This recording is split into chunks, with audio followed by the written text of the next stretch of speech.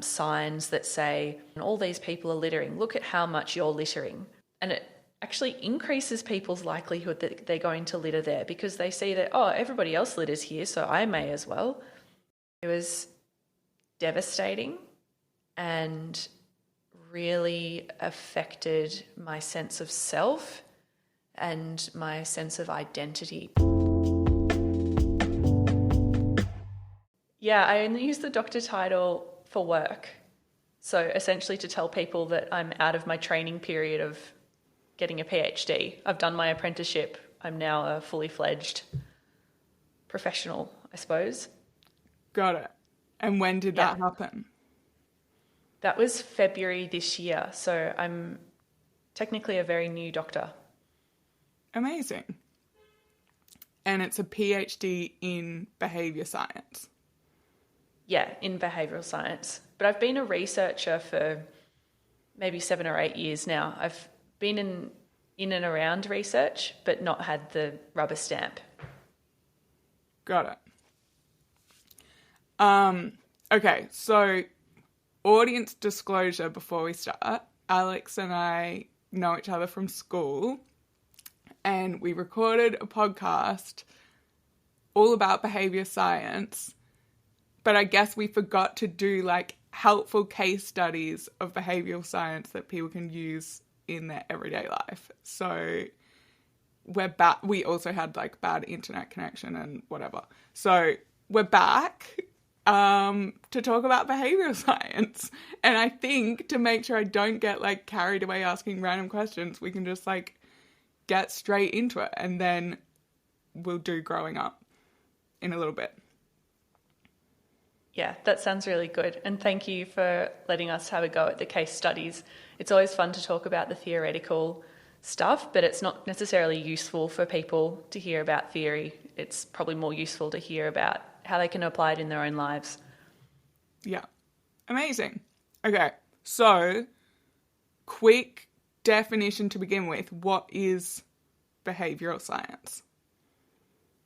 So behavioural science is really the study of how we influence or change people's behaviour.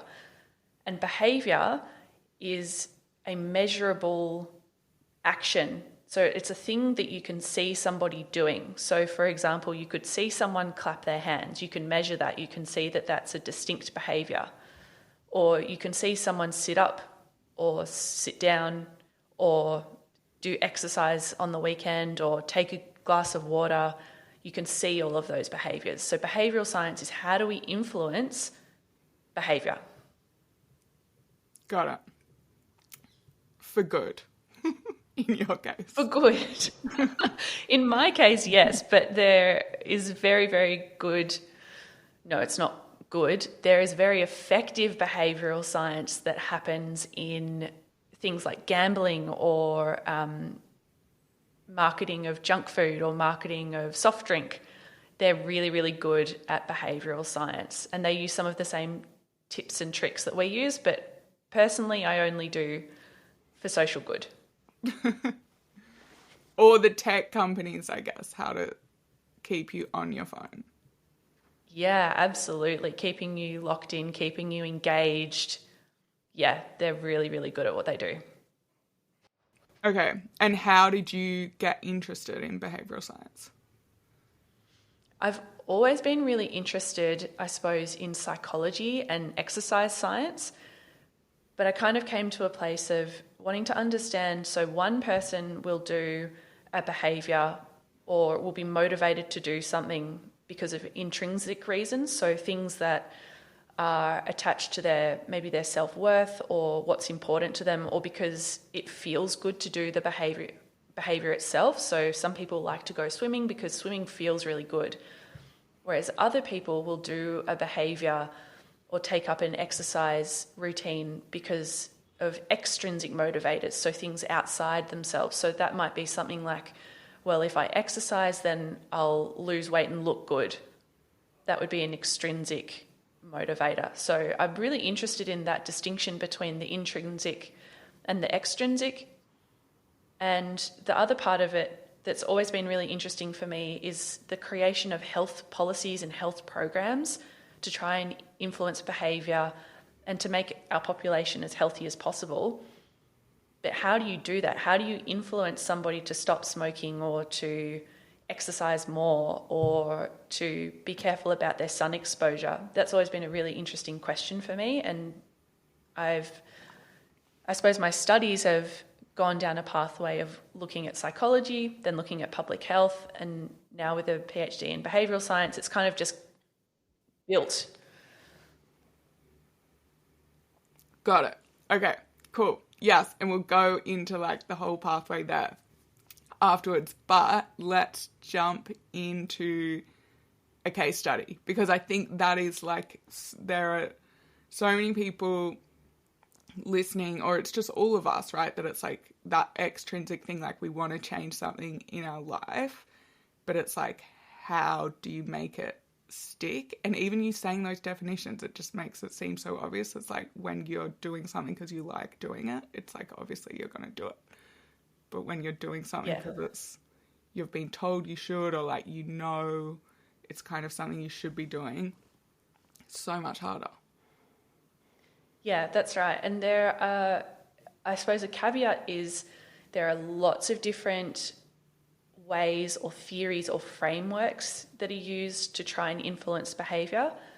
I'm going to talk through one that is really commonly used in changing people's behaviour to improve health. But there are certainly other ones, and I'm not saying that this is the best one, but it's a nice way to think through for people that are thinking how can they change their own behaviour. What are some things that they should be thinking through themselves? Amazing. Okay. So let's get into it. Great. So I'm going to use the example of, say you hear about the importance of strength training. So you hear that lifting weights a couple of times a week is really good for you. It's good for your bone health, and it's something that you should be doing. And so you sign up to a gym, but after a couple of weeks, maybe a couple of months, you realise, actually, the gym's more like a charity for me. I'm paying them, but I'm not using the service. But you know you want to be exercising, but there's something that's getting in your way. So a way that we can think through that is called the COM-B model, so COM-B, and that stands for capability, opportunity, motivation, and behaviour. And that's from Susan Mickey and her colleagues at UCL. So a way that you can think through each of those things would be to look at somebody's capability. So that's the knowledge and skills and abilities to engage in the behaviour. So that's your mental state, maybe your physical strength and your skills. Then you've got opportunity. So that's your physical opportunity, the opportunities provided by the environment, or social opportunities. And that might be like free training classes. And then you've got motivation. So those are the internal processes that influence your decision making and your behaviour. So that could be a reflective process involved in making plans, or automatic processes such as impulses and inhibitions that are kind of the two main areas that we look at. So if we think through the example of starting to lift weights, the first thing would be to do is to, maybe you could get out a pen and paper to do this, but you could think through, okay, well, what are some of the barriers that I have to my capability? So do I know enough about lifting weights? Do I know how to do the different exercises? Do I know what range of motion to use? Do I know the different machines at the gym and how to use them safely and effectively? And then do I have the skills to do that? So can my body get into the correct positions in order to maybe follow some different strength training programs? Or do I have the physical strength? So if I go to the gym and try to deadlift 100 kilograms, am I going to be able to do that the first time? So starting to think through some of those barriers that might get in the way, or things that get in the way. The other way of looking at it is to look at what are some of your facilitators or things that might help you or things that you already have in your skill set to help you change your behaviour. So for capability, maybe you have read a couple of books on strength training. You might follow some Instagram people that are reputable sources of strength training knowledge. And can you think through how you might gain some more skills or some more knowledge that you feel safer and have the capability to be changing your routine? So that's one aspect. That would be capability. The next would be opportunity. So do you have the physical opportunities or the opportunities in the environment to try and start strength training at the gym? So if the gym is an hour away from your house and you've got to take 3 buses, that's going to be something that's going to get in the way potentially of you going to the gym. But if you have a gym that's 5 minutes away, then that's going to provide better opportunity for you. So you want to think through what are the different things that are influencing whether or not I have the opportunity to go to the gym and to do strength training at the gym. And then you've got your motivation. Sorry, go on. And that would be like your schedule as well. Yeah, absolutely. That would be your schedule. So if you are somebody, I don't know, works in investment banking and you're at the office at 7 a.m. and you don't leave till 11 p.m., maybe there's not time, but maybe you could find time in your day. So thinking about how you might be able to alter things to create opportunities to try and reduce some of the barriers that you might have. And then the last one is motivation. So the reflective processes involved in making plans. So that's kind of leads back to the opportunity. But if I plan to go to the gym, so maybe in the morning I put out my exercise gear, I've got my shoes ready, I've got comfortable shoes, then that's going to help me to be motivated in the morning. It's kind of going to reduce some of those barriers to getting up and going. Or trying to attach some of your automatic motivation to habits or things that you do already. So potentially maybe every afternoon you drive home past the gym, that's one of your habits.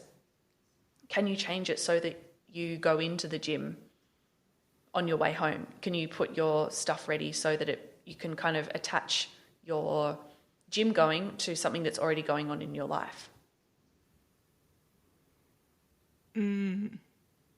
Interesting. Yeah, how much is habits a big part of behavioural science?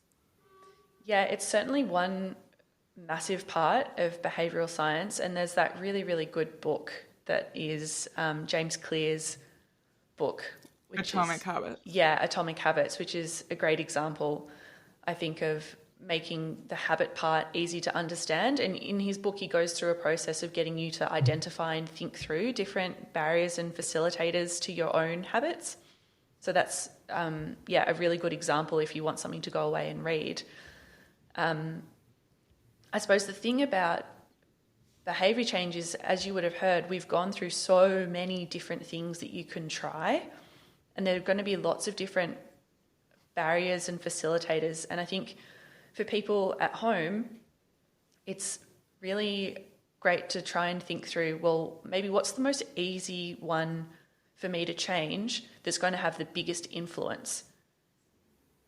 So maybe that is that the reason that you're not going to the gym is because you don't feel like you're going to be able to do it in a safe way because you don't know what exercises to do. Maybe a good example that you could try is to go to a strength training class where you're working with other people who are similar to yourself. Maybe you go to a beginner strength training class and you've got someone that's teaching you the ropes, that's showing you how to do things in a safe and effective manner. And that would be a really good example of instruction on how to perform the behaviour, which is a behaviour change technique that we know works for increasing people's knowledge. Or even getting some biofeedback. So that might be buying a new watch that gives you feedback on how hard you're working once you know what types of ranges that you want your heart rate to be in if you're going to go and do a new exercise program. Mm-hmm. Yeah, well, I guess it's like defining the problem. Okay, I want to do this, but I'm not, or I haven't started. And then I feel like there's a lot of fear. Like sometimes it's like stuff that you don't know what's blocking you. Yeah, so then it's helpful to like think about it, what's stopping me. And sometimes, yeah, it's fear because it's like, oh, maybe I don't know what to do. But actually, like I feel, for this example, like I feel like in general, the gym is scary, even when you know, as in like the weights bit, even when, because it's like for us, we did all those weights in rowing, we're like always in the gym. But then to go to a new gym, it's like, oh my God, there's all these people here, like whatever, it's intimidating. But it's like identifying, oh, I'm just scared that I'm going to look like an idiot. Or my personal trainer friend, for anyone who's listening thinks this is so stupid, my friend who's literally a personal trainer, she was like, yeah, I can't, if it's busy, like I can't do it. Like I'm so intimidated. And that's literally her job. But it's like, oh, okay, I have a fear around this. Because even if you do know how to do it, and then it's like, how can I feel more comfortable? Like go with a friend or something. Oh yeah, get like an intro class. And then it's like, okay, we got over the fear. Now I've actually started. And then it's like, what's blocking me from going regularly? You know, for people who are beyond that, they're like, I know how to go to the gym, but I just can't like fit it in or find the time or whatever it is. And then that's like, yeah, that habit stuff is so powerful if you can just crack it so it becomes part of your routine. And that's where all those hacks come in, right? Where it's like, okay, if you can just go, like, even if you don't want to do anything, but it's like you just have to go in the door and stay there for 10 minutes and leave.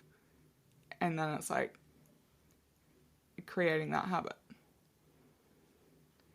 Yeah, that's exactly right. And I'm kind of glad that you mentioned about your friend saying, who's a personal trainer, that gets a little bit intimidated at the gym. I mean, I have a degree in exercise science and a PhD in behavioural science, but I still get intimidated going into the gym.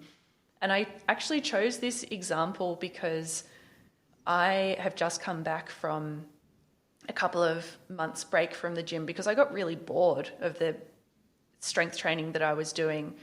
And so what I've done recently is go through this myself and try and work out, why am I not going to the gym anymore? What's kind of got in my way? I haven't been going for 2 months when normally I would go every week. And what I've done to try and hack that is to join a new gym. So we know that when you have life changes, it can be a really good idea to start a new habit or to try and influence behaviour. So I tried to do that in my own life by readjusting the opportunity that I had, readjusting my environment to join a new gym that I was excited to be a part of. And then the other part for me is that I handed over the capability part to someone else. So now I go to a group class where someone else tells me what strength training exercises to do. They tell me how many sets, how many reps, how much to lift. And that's working really well for me at the moment because it's taking some of that pressure of, well, I don't want to design my own strength training right now. I can't really be bothered. I kind of need to be told what to do. So it's a really good way, this, of looking at your capability, your opportunity and your motivation to try and think through potential solutions for yourself. Yeah, and I think that's the key. It's like when you find something you enjoy, like when you get over the first thing and then you're like, okay, I love going to the gym by myself because that's when I like listen to the Growing Up podcast and catch up. No, but you know, whatever it is, it's like I get to be by myself and listen to music, or like I get to whatever. Whereas like I love being in a group class. Yeah, I have at this moment, I'm like fully obsessed with F45 and I'm like addicted to going. It's so weird. It's like but it was like the big like push to like get into it. And then after you go, and then it's like, oh my God, I love this. But if you're trying something and you don't love it, it's like, yeah, well, don't do it. Try something else. It's like there's so many. But I guess in this example, it was like, okay, someone who loves running, and that's great. Running's always the one where people are like, oh, I feel like I should run. I'm like, why? If you don't like running, like, you don't need to do it. There are so many other things you can do. Yeah, exactly. I mean, the thing that we want people to do is some type of aerobic cardiovascular work, but that could be swimming, that could be walking briskly, that could be bike riding, it could be all sorts of different things. If it's not feeling good in your body, then don't do it. Absolutely. Yeah. Okay, so is your gym hack successfully working? Yeah, I've been going for 3 weeks now, and I'm really, really liking it and loving being told what to do instead of having to think about it myself. But I should say that comes with an element of privilege, that I'm able to pay for that at this time to do that. And that's not always possible for everybody. So sometimes when you're going through these capability, opportunity and motivation, you need to hack kind of what's happening in your life. So maybe you're, saving for something.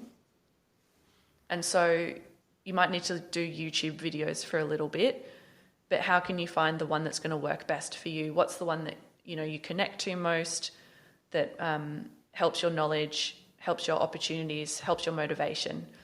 So it's really, the whole point of this is finding out what's happening in your life, what are your own barriers, what's going to help you to do different changes.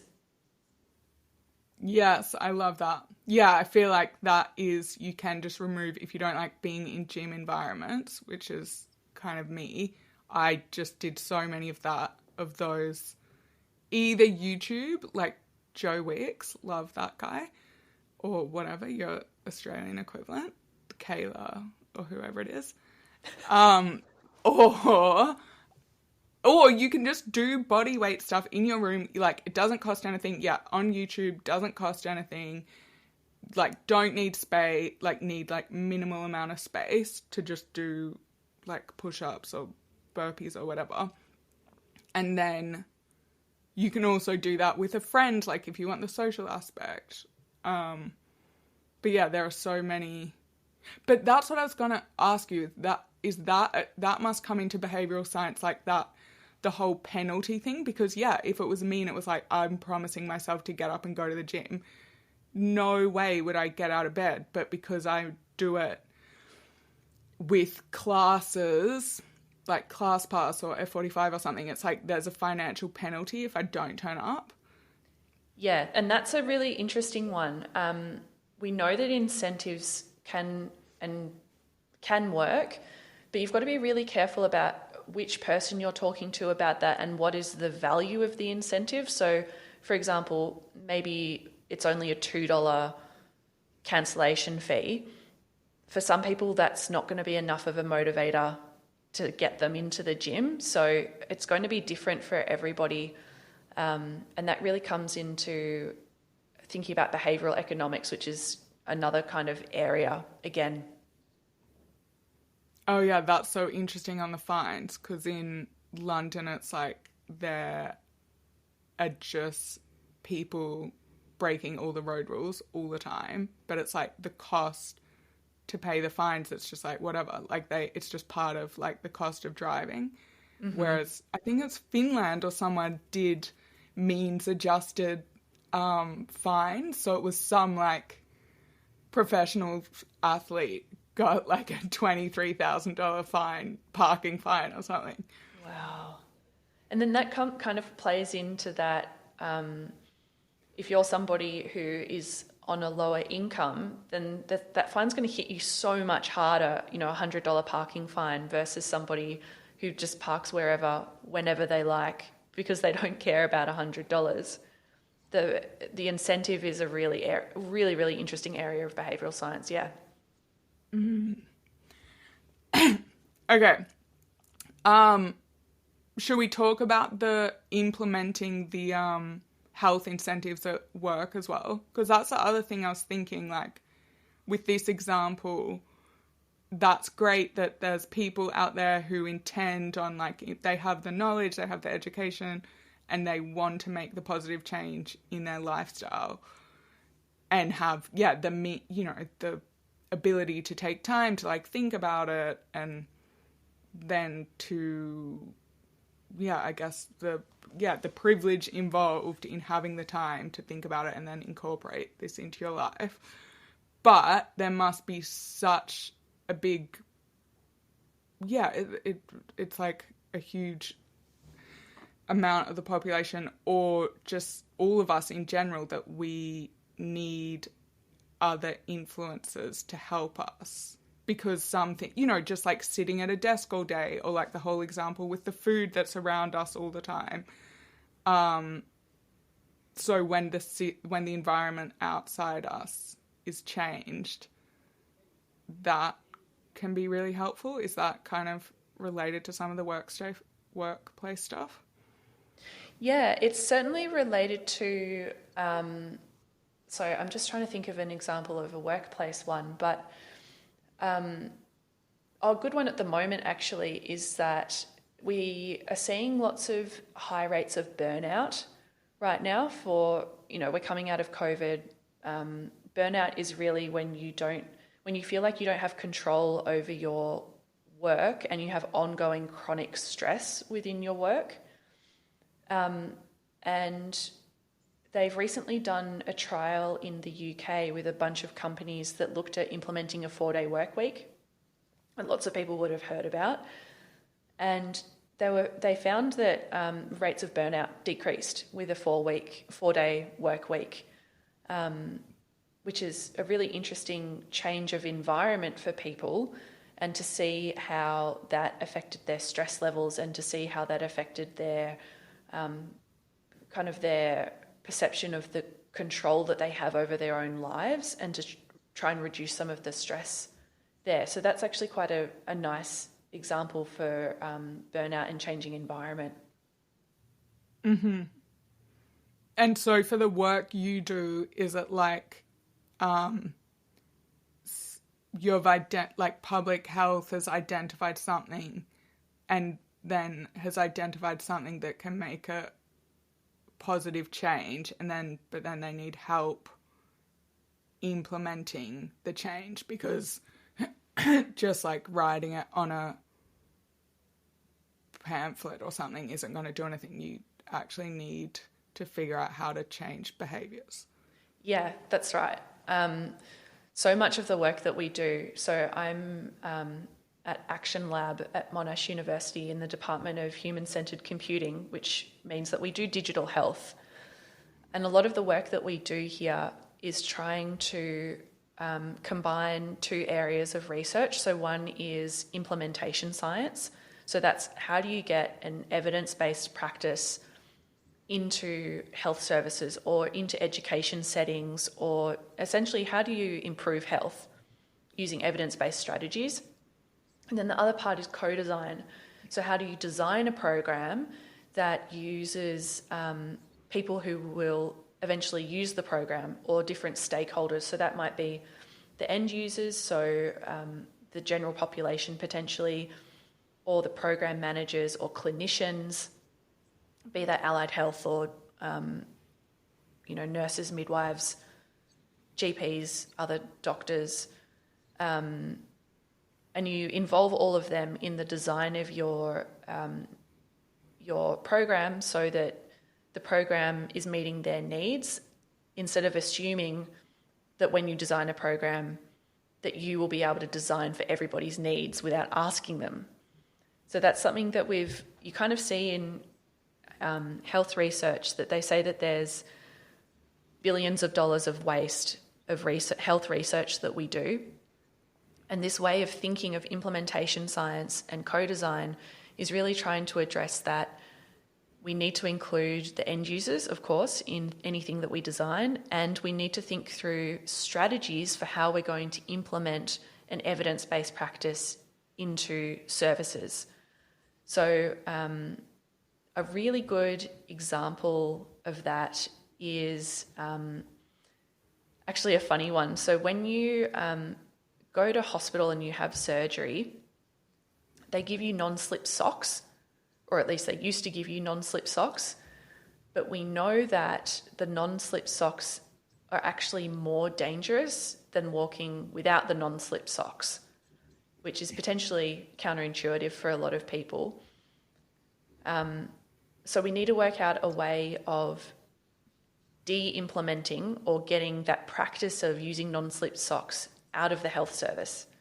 So through implementation and co-design, you would think through what are some of the evidence-based implementation strategies. So some of them might be that you have clinical champions, so doctors or other allied health professionals or nurses or midwives that really champion and speak up for not using these non-slip socks. Or you would have try to include leaders in your development and implementation. So making sure that you've got people who are at the top levels of the health service that are included in trying to disseminate this new practice. And through doing those kind of iterative steps, you think through, well, what's going to work in this health service versus other health services, and then how do we get that thing to not be done anymore? So how do we take away the non-slip socks? Got it. Because basically you have an idea that exists that everyone thinks, well, it's just part of doing surgery. You're given, like, everyone thinks non-slip socks are good. It's part of how it works. It's just a thing that happens. And now you have to change it. So people are like, no, why, we're not. Couldn't you just go straight to the, like, procurement team and be like, stop ordering non-slip socks? Yeah, that's definitely one way of doing it, but you'd have to be quite careful about how would you know that they would listen to you? Why would they listen to you versus someone else? Or one of the other things that has been reported with that problem specifically is that they had so many non-slip stocks in storage that people kept using them, because it was assumed that, well, we've got them, let's use them, even though the safety wasn't necessarily going to work. So we can I think that's the thing, that as researchers or individuals or companies even, we can make a lot of assumptions about the way that we should try and implement something, an evidence-based thing or a non-evidence-based thing. We make assumptions about people. We think that people will be the same as us and do the same things that we do. But we know that that's not true. And it's really important to talk to people and to understand their own barriers and facilitators to the thing that you're trying to do to try and change behaviour. Because ultimately, implementation science, it really comes down to changing people's behaviour to try and get evidence-based health practices up and running. Interesting. And you don't want to go down the route of regulation to be like, because otherwise it just, well, because I guess that's a values thing, right? Like if we lived in a authoritarian like dictatorship and then it's easy, one person's decision can just be like outlawing non-slip socks and it happens, but it's like we want to live in a free society with democracy and without tons and tons of regulation. Yeah, and I think the other thing is certainly you could use regulation, but that's only one tool in the toolkit of many different things that you could use. So when we think through implementation strategies, we try to use lots at the same time, or even behaviour change strategies. We tend to use a few at the same time to hit the different people in the population. So what works for one person is not going to work for another person. So if I said to you, well, I want you to go to the gym and I think that you should go with 3 of your friends every time, maybe that will be motivating for you, but that might not be motivating for someone else. Maybe they really don't like exercising in front of other people. And maybe that's a fear thing for them. So at the root, I suppose, of behavioural science is not assuming that people will act the same way that you act, and not assuming that all people will act in the same way altogether. Oh, yeah, that's so interesting, because on the regulation point, there's still, because you could just pass a regulation, no hospitals can use non-slip socks, but then it's like, how is that communicated? How does that actually implemented? Like, do you have a, roaming slip socks guards going around checking, like that obviously costs money, and like it's so interesting. There's so many things involved. And as we were just talking about, even if you make something a rule, like, doesn't mean people can pay the financial penalty if they want to break it. So it doesn't mean the behavior changes, as with the, parking fines and whatever. Yeah, exactly. And another really good example that I love to talk about as well is that when people have problems with littering, a lot of councils have implemented signs that say, there's been lots of litter here. Litter is really, really bad, and all these people are littering. Look at how much you're littering. And you'd think, oh, wow. For some people, they think, oh, wow, I'm not going to litter anymore. Wow, aren't we so bad as a community that we're hurting the environment in this way? But by showing people that lots of people are doing this behaviour, you actually are enforcing a social norm, and it actually increases people's likelihood that they're going to litter there, because they see that, oh, everybody else litters here, so I may as well. So it's kind of backfiring on the thing that you're trying to get them to change. You've got to be really careful that your behaviour change strategy or implementation strategy doesn't backfire. Interesting. And so did they figure out a more effective method for littering? Yeah, I think they have. I mean, it's certainly not my area of expertise. I'm much more in the health realm. But yes, there are definitely more effective behaviour change strategies to prevent littering in different places, yeah. Cool. Okay, let's talk about your background and how you got interested in health and ended up here. And then we can talk about the shared decision making, that stuff that you did in your PhD as well, which I think is interesting. Yeah, absolutely. More than happy to. Okay. So how did you grow up? So I grew up in Melbourne. I have a family of 4, so mum, dad and my little brother. And obviously we went to the same school, high school. And during school, I was lucky enough to hear about and pick up rowing as a sport. I wasn't particularly, I think maybe because I was a year younger than everybody throughout school, didn't feel that I was particularly good at school. I wasn't particularly good at maths or science. It just didn't really sit well. And it wasn't until grade 11 and grade 12 when I got to do subjects like psychology and health and human development and PE that I started to get really interested and better grades, because I was actually interested in what we were studying rather than, maths and science as much. But alongside all of school, I was always a rower. So that's been a really, really big part of my life. And so when we were in grade 12, we had a couple of scouts come out from the US and watch us row one morning. And after, they came up and said to a few girls and said, look, we're scouts from the US. Would you be interested in rowing at college? Is that something that you might like to do?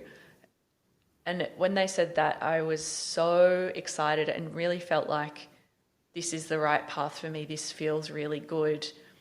Of course I want to go and study in the US. That sounds amazing.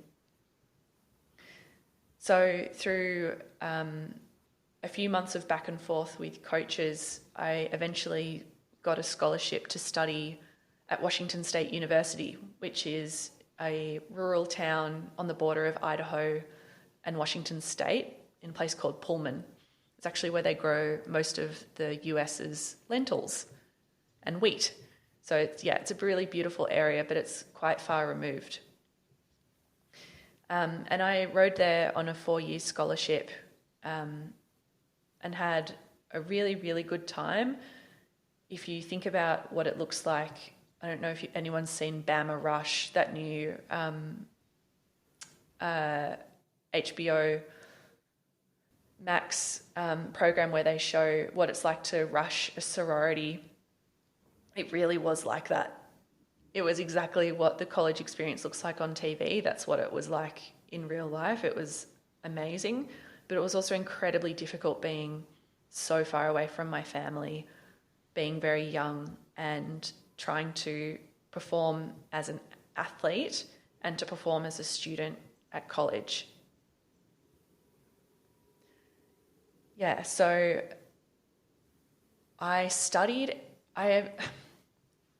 when I was at school, I kind of thought maybe I wanted to be a doctor or a nurse. I was always interested in health.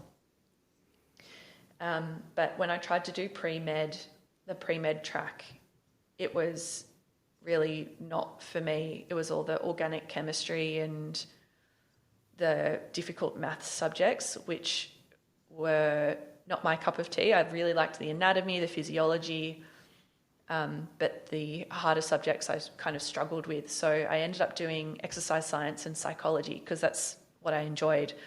And it was really easy to take what I was learning in those classes and apply it to my own rowing. So it was kind of cool to do it in class and then go and practice it outside of class. What's an example of that?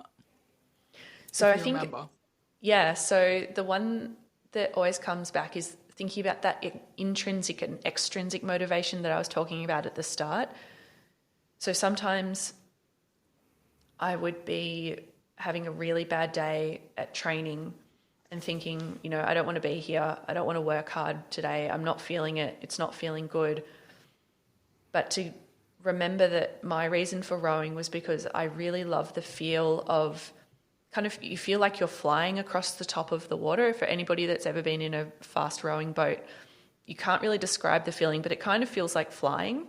And when you're in sync with everybody else in the boat and the blades are going, across the top of the water, not touching the water, and you're moving together as one, that's a really incredible feeling. So I would always try and center myself in, I'm rowing because I really enjoy this feeling. I really enjoy what it's like to go fast and to have fun, and this is fun for me. So there's kind of that mental switch, and I knew that I could do that and kind of fix how I was perceiving and being motivated to row well each training session. Whereas if I was thinking about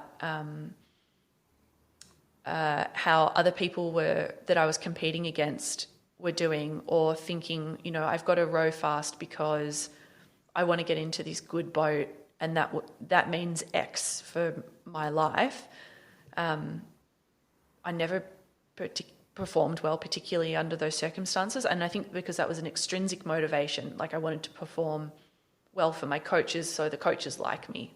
That's not intrinsic, it's extrinsic and outside of myself. So that's one that really helped.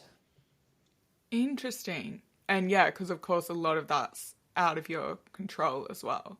Like they might not pick you for whatever boat for so many different reasons that you never get to find out about.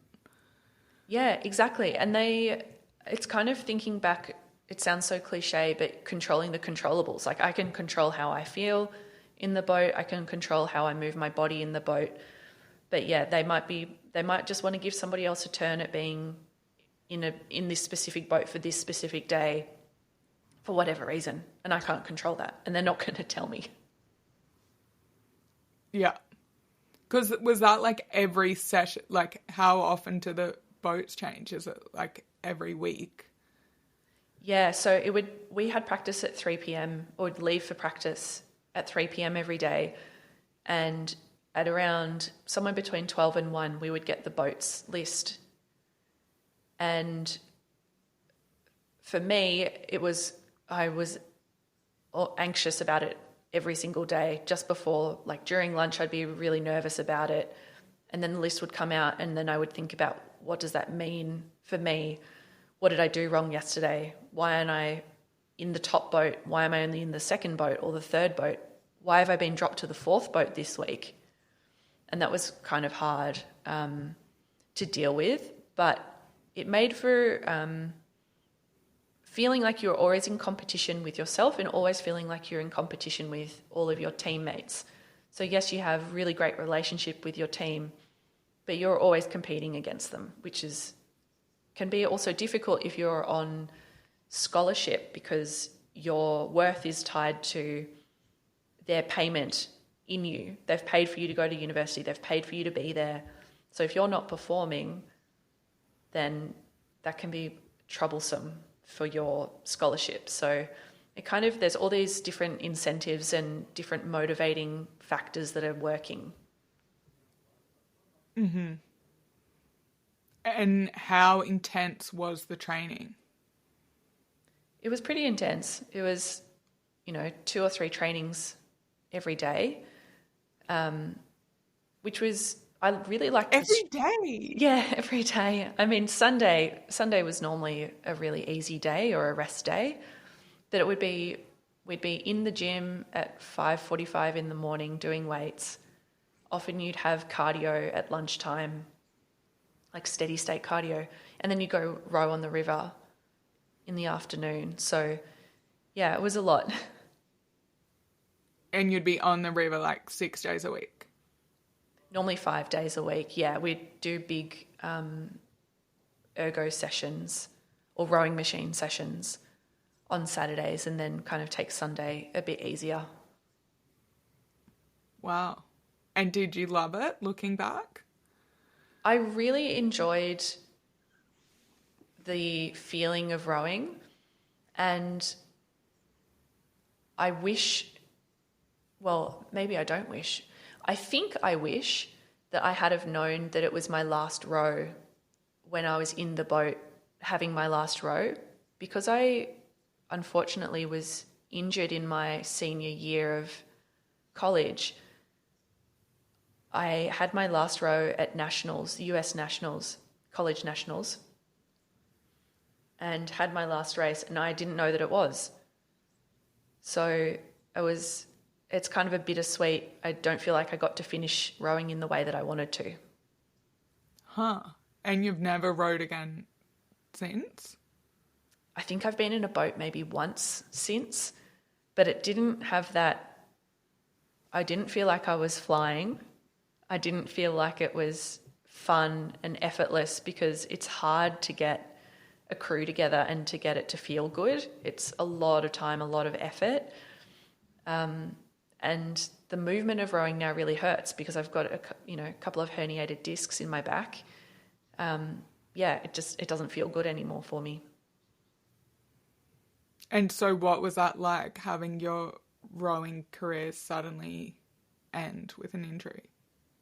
It was devastating and really affected my sense of self and my sense of identity, because for the last, I suppose, decade before I was injured, I'd been, oh, that's Alex, she's tall, she's the rower.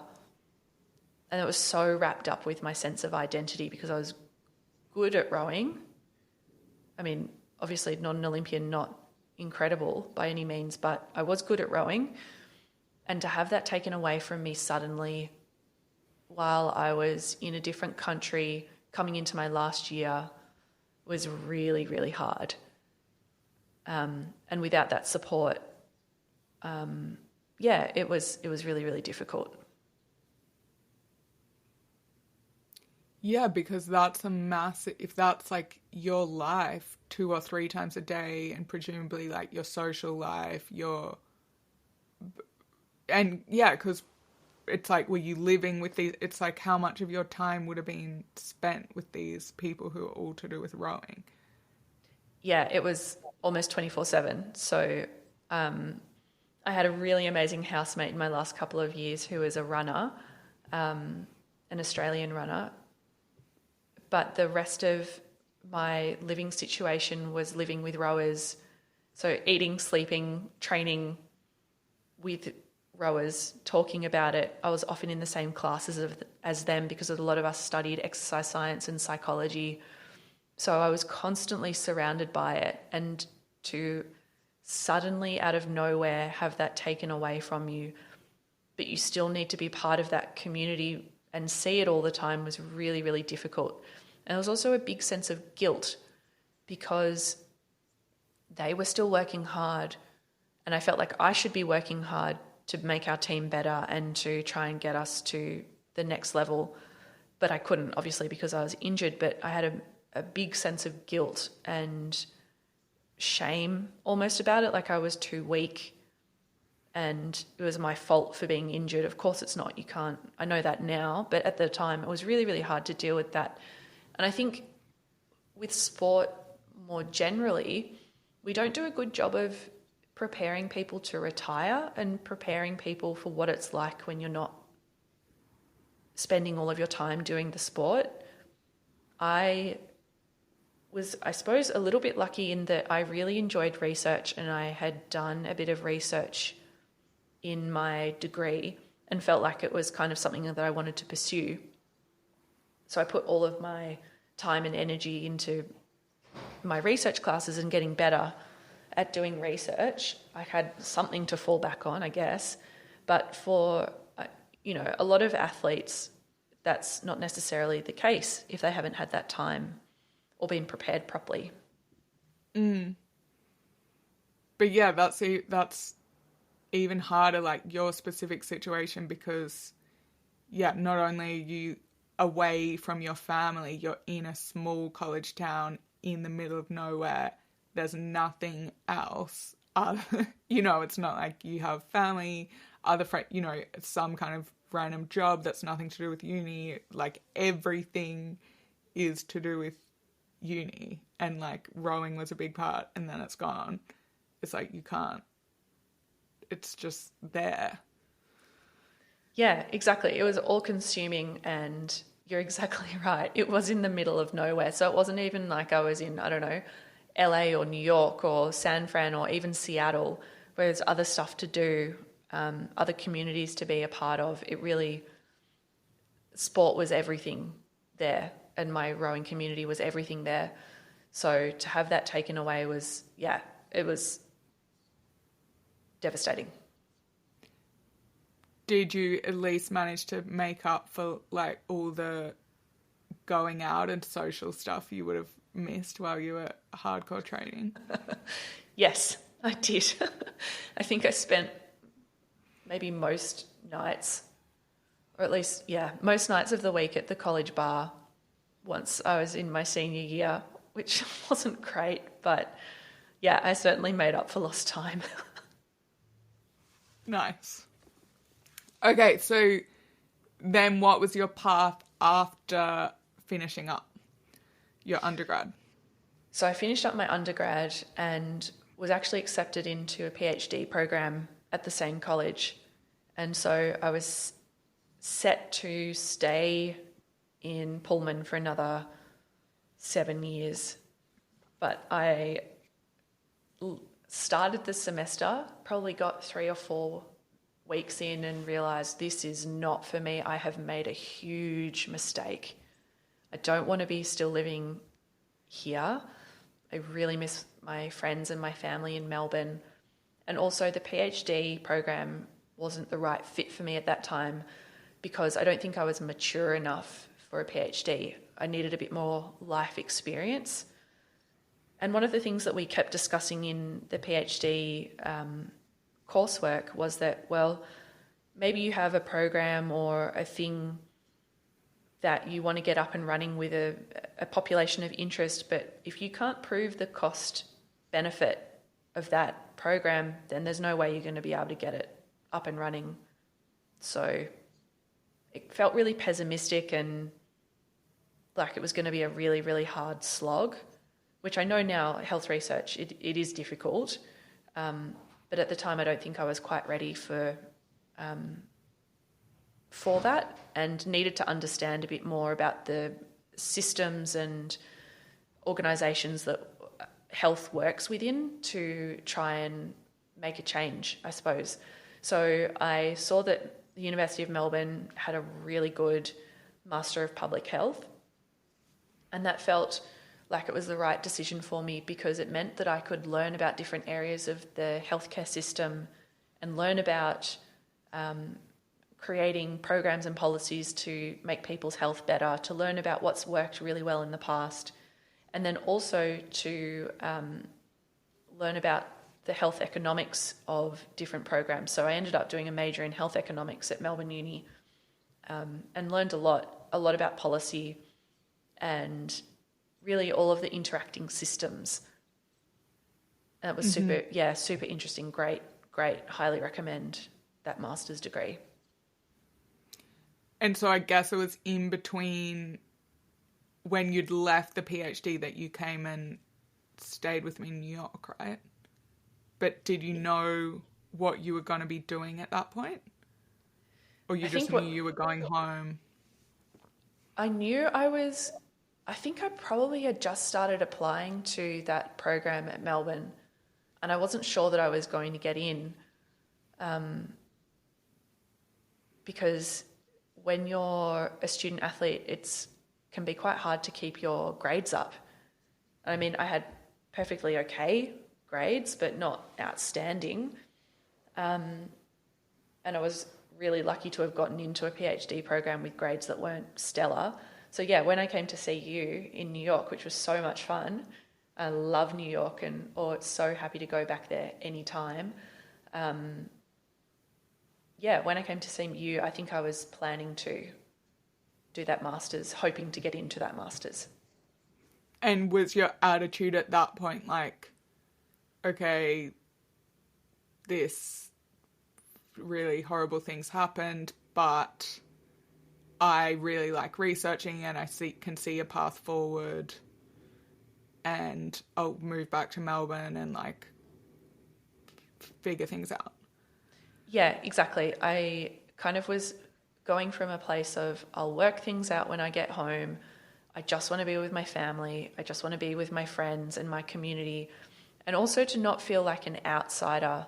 You know, when you live in a different country, you've got a different accent, you often feel like you're different, you're not from there. So yeah, I wanted to feel like I was quote unquote normal. And I knew that I wanted to work in healthcare, but I didn't know what that looked like. But you were confident you could figure out the path? Yeah, I was pretty confident I could figure out the path. I knew that doing a high quality degree, I was probably naive to think this. I assumed doing a high quality degree would mean that I would be able to work out what I wanted to do and get a job. And that's kind of, in the US system, it's very common to do a master's degree. You don't get everything. A lot of people can't get jobs, specific jobs after their undergrad. You need to do a bit more study to become, get the skills enough to get the job, which is kind of similar to how Melbourne University now has the Melbourne model. So you do quite a broad undergraduate and then you specialise in your master's. So I felt that I needed to kind of specialise and hone my skills a little bit more from exercise science and psychology. Mm-hmm. And then do you have time to quickly talk about the PhD and what the work you did on that? Yeah, absolutely. So my PhD was a behavioural science PhD, and it was a thing called a Graduate Research Industry Partnership PhD, which essentially means that you are partnered with a government or industry organisation to work out answers to problems that they have. So I was partnered with the Department of Health in Victoria and Safer Care Victoria, And Safer Care Victoria is essentially the state's agency for monitoring safety and quality in health services. And in the year before I started the PhD, they'd worked with consumers, worked with lots of different stakeholders to develop a framework called the Partnering in Healthcare Framework, which has different domains that health services are required to work on over a 5-year period. And one of those domains is shared decision making. But they didn't know how health services were reacting to the new policy. They didn't know whether or not health services were implementing the new policy. So my PhD was really focusing on, we have this new policy, it's been designed by consumers for consumers. How is it being reacted to and working in practice? And that was a really, really great way, I think, to do a PhD because it's so practical and answering real world issues, but obviously with the same theory and evidence that you would do in a normal PhD. Mm-hmm. And the new so consumers had identified that they wanted to be more involved in decision making with their doctors or health professionals. Yeah, that's exactly right. So shared decision making is the process where you know that there is a decision that needs to be made about the patient or the consumer's healthcare, and you engage with them in a conversation of saying, well, here are your options, here are the risks and benefits of different treatment options, and then trying to elicit their preferences, their values, their goals, and having a two-way active conversation to make sure that whatever decision we decide to do next aligns with what that person needs and also aligns with the evidence base. So it's a really, we talk about patient-centered care a lot these days. It's something that's thrown around a lot. Shared decision-making is a practical way of doing patient-centered care in practice. And so in Victoria, we have the policy from the Partnering in Healthcare Framework that says health services need to do it. And then we also have, at the federal level, the national accreditation standards for hospitals tell hospitals that they need to do shared decision making. So there's kind of two big policy levers at the moment saying you need to include patients in decisions about their care. We also know from research that patients want to be included in decisions about their care. It's a big myth to say that patients want all of the decisions to be made by the clinician. Mm-hmm. And then is that when you were working in the maternity wards? Yeah, so I was really lucky that the Royal Women's Hospital have a big interest, and I suppose it's part of their values, that they want to partner with women and make sure that they're providing exceptional care that includes women in decisions about their care. And so they were really interested to look at what was helping and getting in the way of their staff providing shared decision making. And so we went through a series of interviews and then it ended up doing some co-design workshops that I spoke about earlier to look at different interventions to try and increase shared decision making in practice. But my PhD really focused on, well, what are the barriers from a systems level, from an organisational level, and from an individual level? What's helping and getting in the way of people being included in decisions about their care? Mm-hmm. And then, yeah, that's when there's interesting, cultural problems that you come across, that you were explaining to me that that's a perfect example of, designing something, but if you're not actually dealing with the system or talking to the people involved, if you propose a solution and it's no, we don't do that here. That's not how it works. I can't communicate that to this person or whatever it is. Yeah, exactly right. So for a really good example is that we know from the literature that giving people feedback from their peers can help to change behaviour. So in my mind, I thought, well, great, I'm going to go to this co-design workshop and maybe suggest that we could have clinicians audit each other and see if they're doing shared decision making or not. But as soon as I provided that example, they said, absolutely not. That would be so bad for our culture. It wouldn't work. It wouldn't work in the Australian setting more generally, because we don't want to have to be the ones to provide that type of feedback. Like, maybe it's a bit too confronting. We didn't really get into why it isn't appropriate, but for them, it wasn't the right thing to do. But they came up with other solutions that would work for them. So recently in Australia, we're starting to move towards electronic medical records. Well, most hospitals have them now, but they're at a very basic level. They're not at the same level as they're used in the United States, for example. We don't have that same capability and capacity in the system yet. But they felt that electronic medical records was a really great way to ensure that documentation was correct between the clinician to the next clinician that would see the pregnant person, and that would help facilitate shared decision making. So it's kind of trying to think of what systems we have, what can work for us, versus me coming along as a researcher thinking I've got all the ideas from the literature and trying to embed what I think will work without talking to the people who actually know what will work in the system. Mm-hmm. And I guess maternity is really interesting because there's so many decisions involved, and there's like different cultural or like so many different schools of thought about how you should do the whole process. Yeah, exactly. There's different schools of thought from between clinicians, between consumers, between their family members. There's a whole different range of ideas about the way that maternity care should be provided. And I think that midwives often get caught in the middle of that, trying to do what the system says, then trying to follow what the guidelines say, but also be an advocate for the woman or the pregnant person, and really sitting in that in the grey, in between, while trying to advocate for the woman and ensure that she is having a healthy process and having a healthy baby, and also trying to stay within their own scope of practice. So that can be a really difficult thing, but they do the most incredible job there at the Women's. I can't speak more highly of what they do. But yeah, it can be really difficult.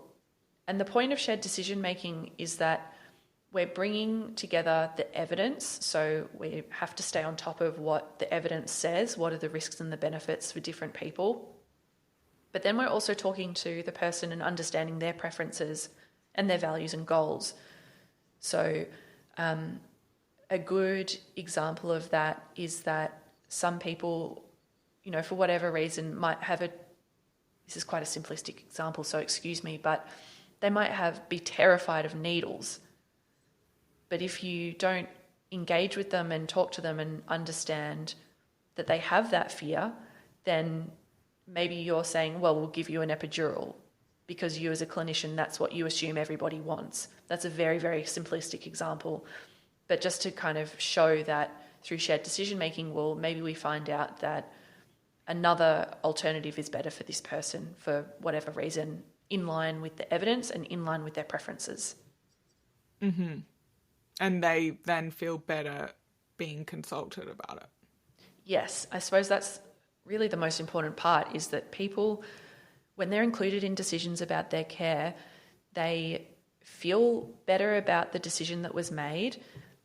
They don't regret the decision that was made a lot of the time, and they don't feel conflicted about the decision that was made.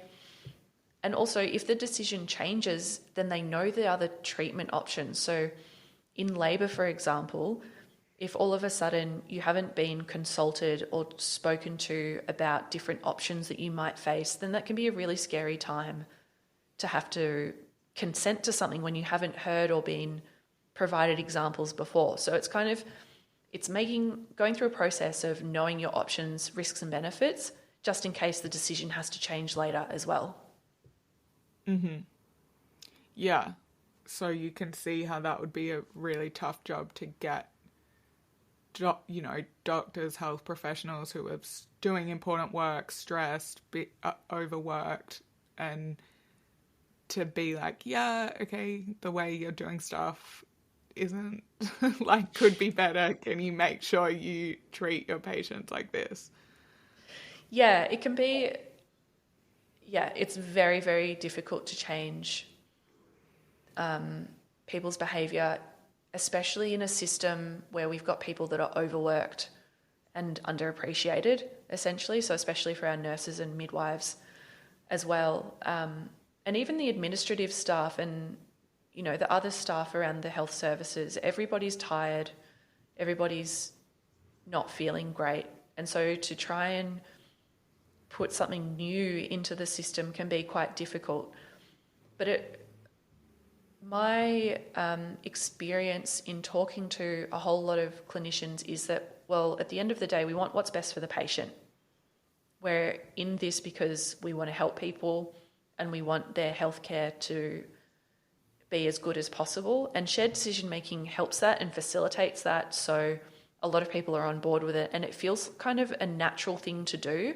It's just that we're giving it a name and a process for something that most, well, maybe not most, but a lot of clinicians do already. Yeah.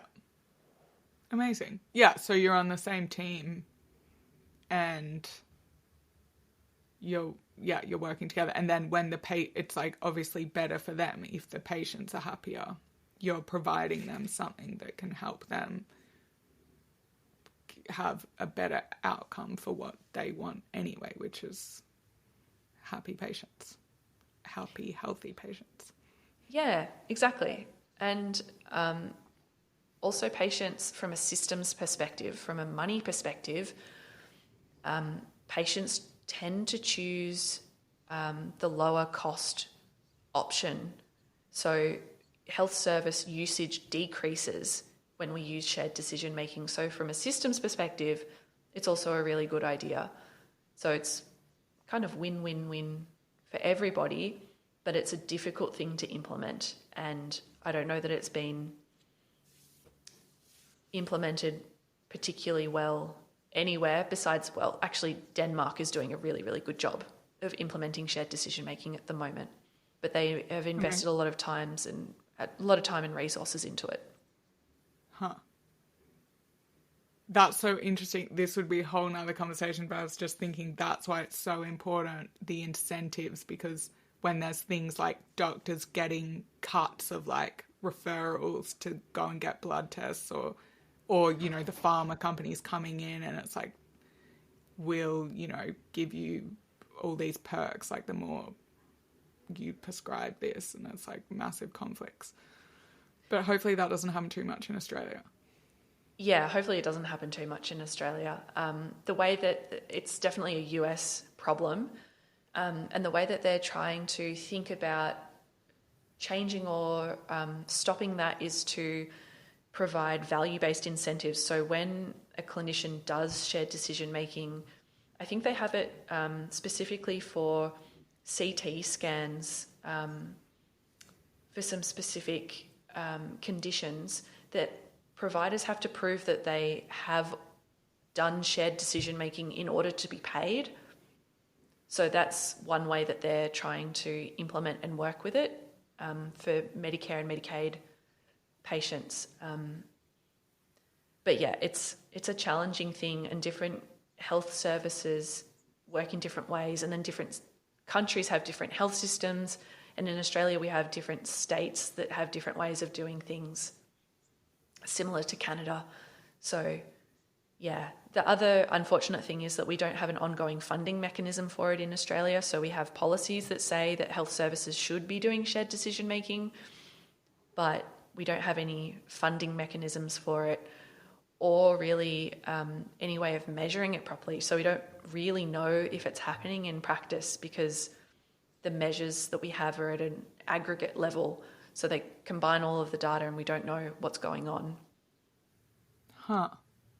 So does that go back to your point about like the billions being wasted in research? It's like all the research is done, but it's like if you don't have the proper ways to fund the implementation and to track it, it gets lost.